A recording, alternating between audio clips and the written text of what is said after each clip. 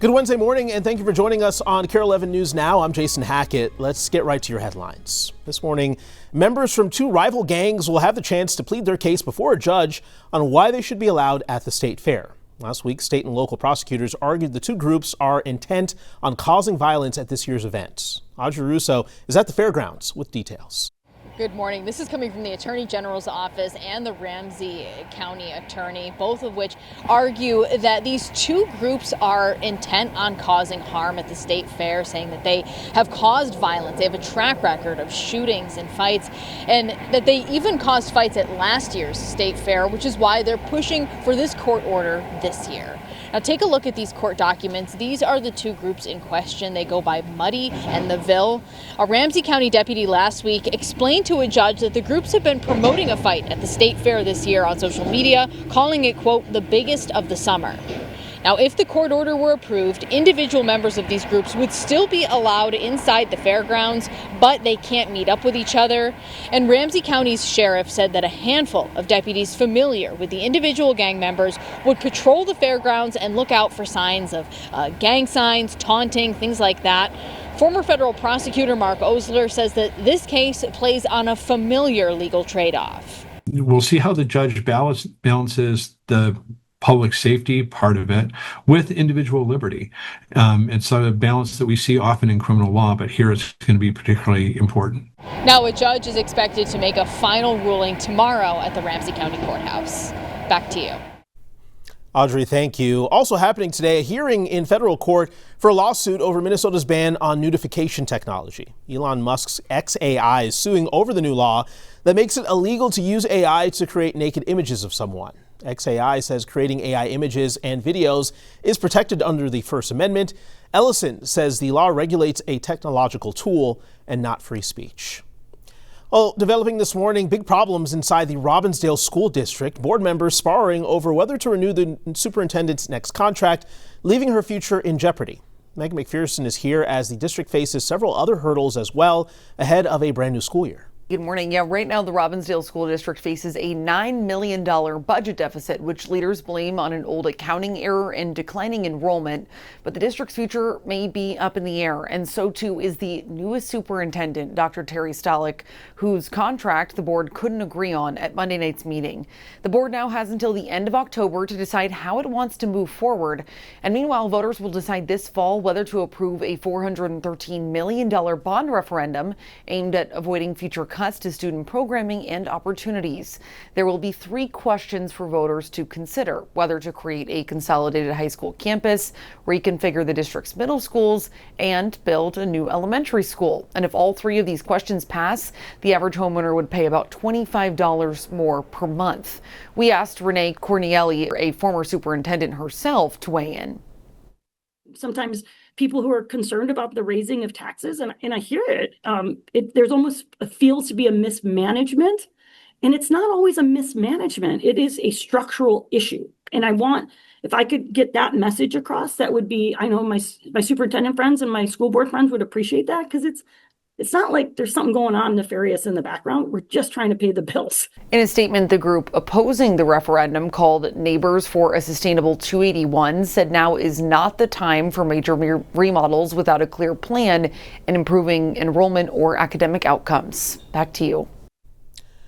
Well, a challenge ahead for some Wisconsin school districts after last month's EF3 tornado destroyed an entire bus fleet. This is what the Lamers bus terminal in Menasha looks like now. You can see roofs caved in, windshields smashed, and glass all over the ground. The twister ripped through around 180 school buses. Only 2 of them were spared. Now, despite the severe damage, Lamers says it is confident it can get students to school on time. New reaction this morning to Governor Walz's executive order banning mining in the Boundary Waters. It directs the DNR and Pollution Control Agency to pause new mining permits and environmental reviews and take another look at existing projects. Now, supporters of the ban say mining in that area will hurt the environment and tourism. Opponents, however, say mining will bring hundreds of jobs to Minnesota.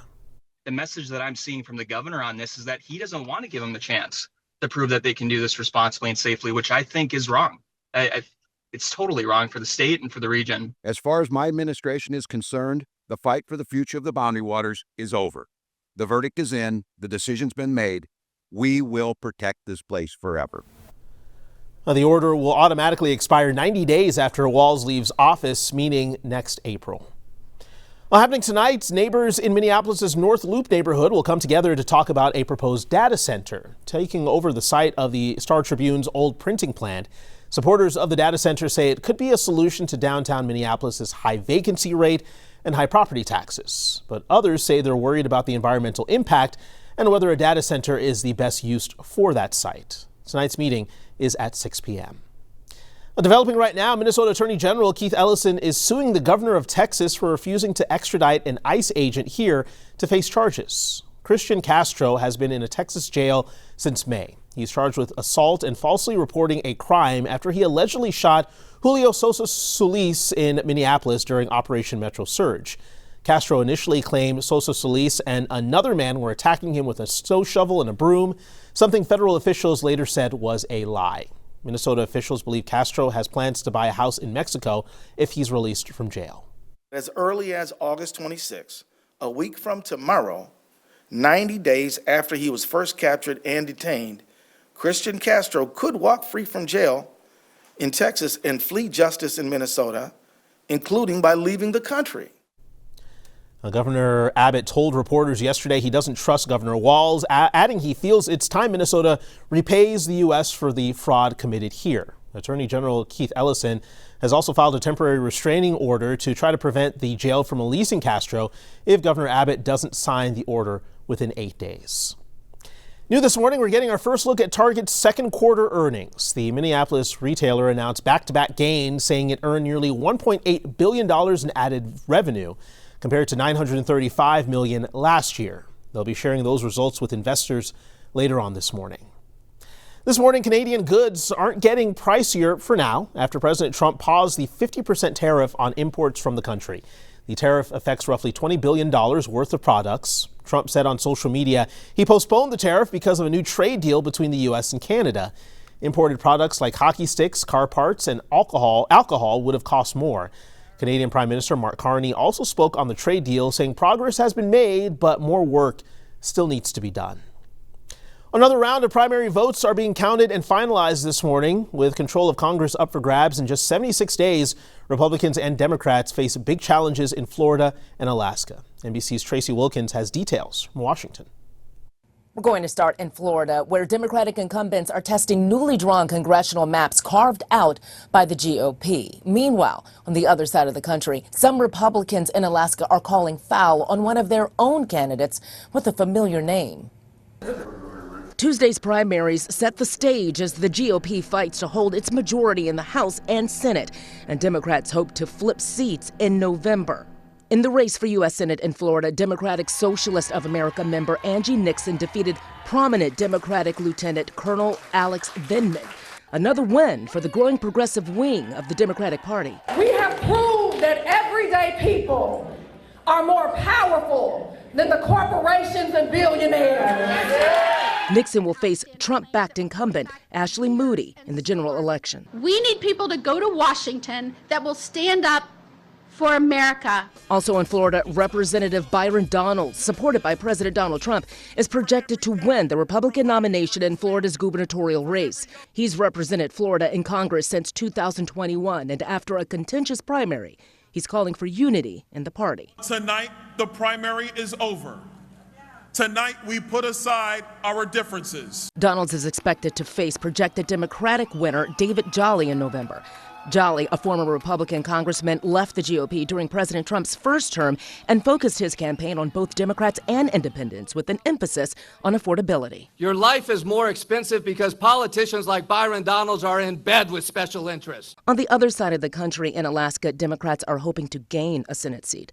Democrat Mary Peltola will face longtime GOP incumbent Dan Sullivan. But with the state's top 4 primary candidates heading to the general, there could be another Dan Sullivan running as a Republican in that race as well. A former teacher, Dan J. Sullivan. This fake Dan Sullivan guy is not in it to win it. Results are still being counted, but so far, the second Dan Sullivan has won less than 3% of the vote. He told the New York Times he did not enter the race to confuse voters. In Washington, I'm Tracy Wilkins, NBC News. Stick with us. More news and weather coming up right after the break.